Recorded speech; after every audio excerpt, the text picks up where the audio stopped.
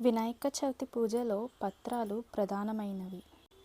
ఈ పూజలో వాడే 21 పత్రాలు చాలా విశిష్టమైనవి.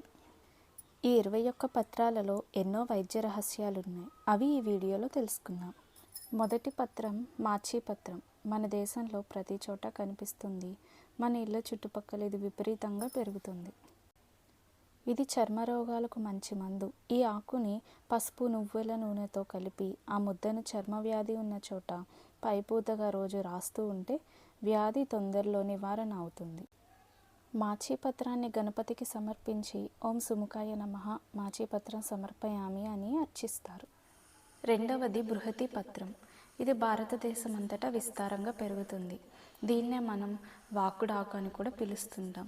ఇది కంట రోగాలను, శరీర నొప్పులను నయం చేస్తుంది, ఎక్కిళ్లను తగ్గిస్తుంది, గుండె పనితీరును మెరుగుపరుస్తుంది.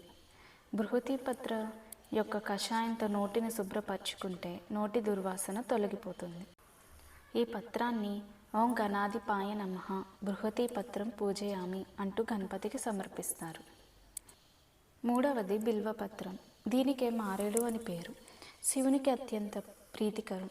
బిల్వ వృక్షం లక్ష్మీ స్వరూపం. ఇది మధుమేహానికి దివ్య ఔషధం. ఈ వ్యాధి గలవారు రోజు 2 ఆకులను నిదానంగా నములుతూ ఆ రసాన్ని మింగితే వ్యాధి నుంచి ఉపశమనం దొరుకుతుంది.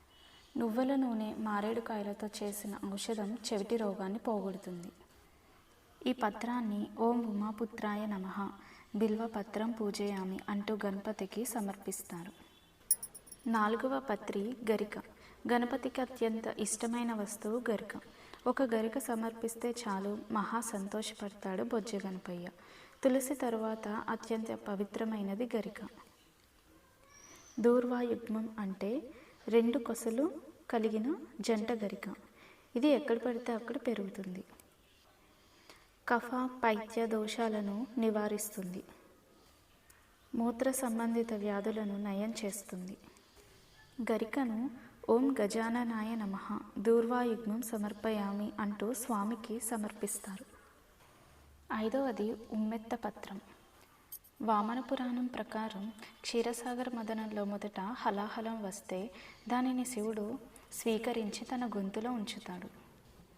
విషప్రభావం వల్ల అతని గొంతు నీలం రంగులోకి మారి ఒక ఉమ్మెత్త పువ్వు అతని ఛాతి నుంచి బయటకు వచ్చింది.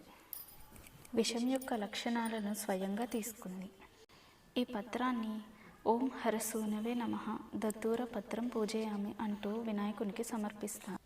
ఈ వీడియో మీకు నచ్చితే please like, share and subscribe.